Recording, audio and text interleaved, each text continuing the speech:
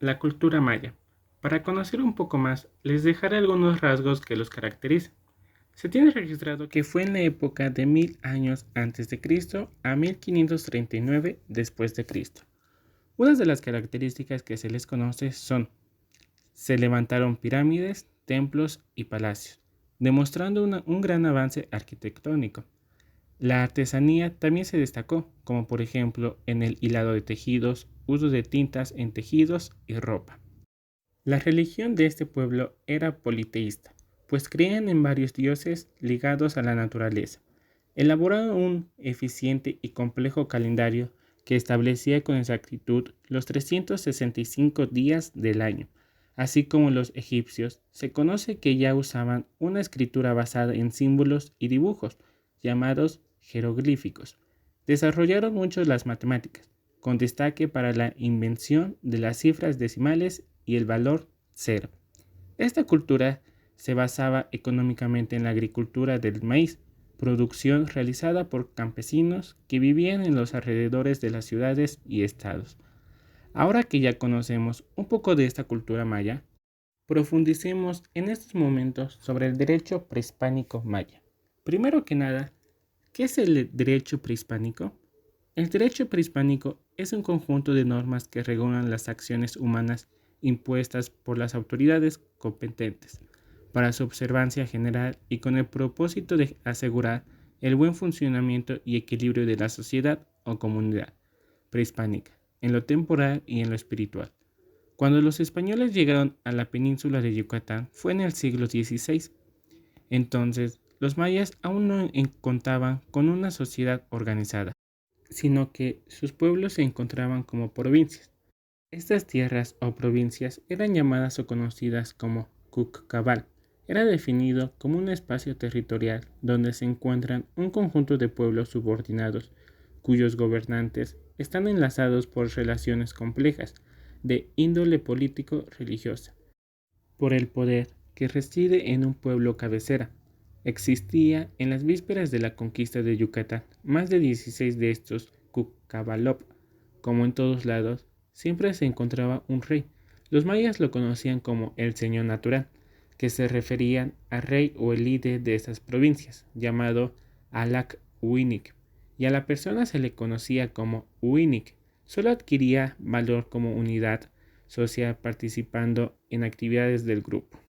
Muy bien, ahora veremos un concepto de la ley y legislación. Según el concepto maya, las leyes fueron y se basaron en las llamadas leyes establecidas, o en maya yucateco, albic tant, un término o concepto que nos muestra que las leyes eran palabras verdaderas.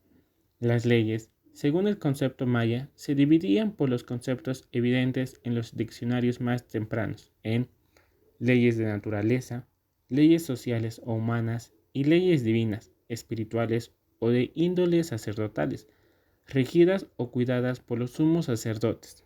Según estos conceptos mayas, la persona o uinic tenía la capacidad jurídica de tener ciertos derechos y también de contraer obligaciones. Las personas que no podían realizar plenamente, contraer obligaciones o demandar derechos, como los esclavos, no eran consideradas personas legales, sino que los consideraban como objetos o cosas. Otra característica que debemos de saber sobre el derecho prehispánico maya es sobre el matrimonio en el derecho. Violar el estado del matrimonio con un acto de adulterio era una infracción, no solo a la parte o parte afectada, sino que era considerada como una ofensa a toda la sociedad maya. Una de las tradiciones más notables de los mayas era que castigaban a los adúlteros y a ellas con pena de muerte, la cual se ejecutaba flechándolos o estacándolos. Sin embargo, existen diferencias en las regulaciones para la gente común y los nobles o élites. Para ellos, era permitido tener más de una esposa. Las relaciones sexuales realizadas con parientes cercanos estaban gravemente prohibidas y eran consideradas un delito grave transgresión a la norma. Otra característica que veremos es sobre sus legislaciones, leyes y sus aplicaciones en los pleitos mayas. El oficial que legislaba era llamado el sabio de las leyes, o bien conocido como Miat. Estas personas sabias ayudaban a formular las leyes a los Aau, aunque también había jueces menores. Las leyes eran emitidas y custodiadas por los gobernantes. Había otros jueces y oficiales que escuchaban los casos de menor importancia. Este era todo un sistema jerárquico de juzgados y jueces. Este sistema maya de justicia también contaba con otros oficiales, como alguaciles y otros funcionarios. Ellos servían en llamar y convocar al pueblo. Andaban de casa en casa, señalando el tributo que cada uno había de pagar al rey o al señor. Cuando había asuntos más graves que necesitaban consulta para legislar algún caso, los reyes mayas podrían convocar un consejo general en que varios representantes de los pueblos y sus barrios, llamados los más doctos o más antiguos, hablaban por el pueblo. Ahora veremos los tribunales o las casas de los juzgados.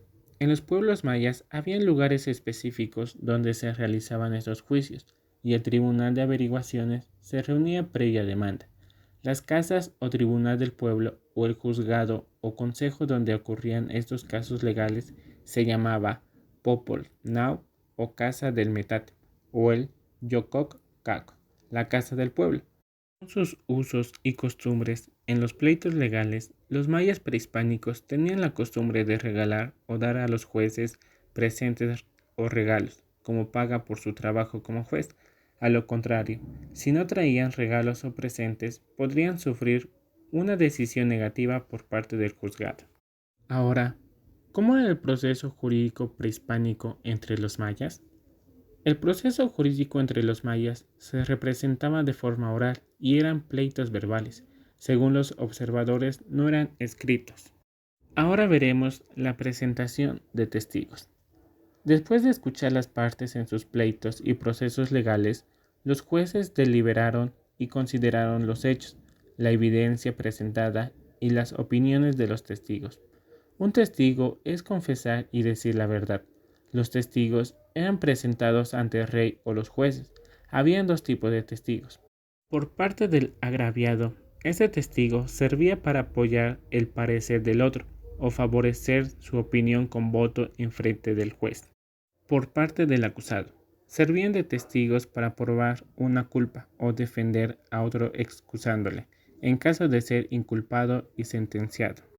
Sentencias y condenas. Cuando el juez superior concluye el pleito, se decía en voz alta, Ali, que quiere decir se acabó, y después se dictaba la sentencia. El condenado o el que estaba ya formalmente sentenciado por el juez o el gobernante se llamaba Abul Keban, el pagador de culpa o pecado. Por último, veremos un poco sobre los castigos a los acusados. Generalmente, en los delitos más graves, los mayas practicaban un concepto de aplicación de la ley, la frase que todos hemos escuchado, ojo por ojo y diente por diente, la cual iba desde la humillación pública, el encarcelamiento por tiempos breves, la esclavitud o hasta la pena más alta, que era la pena de muerte. Unos ejemplos de los castigos más rigurosos que aplicaban los mayas eran descalabrar la cabeza, matarlos a pedradas, desterrarlos, aventar, lanzar o echar de su casa y degollarlos. También podemos encontrar varias sentencias de muertes que se ejecutaban de diferentes maneras, por ejemplo, de doble flechamiento, en sacar los ojos y en aventarles piedras. Al mismo tiempo, había lugares específicos en donde se ejecutaban las sentencias y ejecuciones en plena vía pública, para dar el ejemplo y escarmiento al pueblo. Según las evidencias, algunos acusados preferían huir o esconderse en el monte antes de cumplir sus sentencias, pero el castigo por huir de las sentencias, hasta las más mínimas, era la pena de muerte.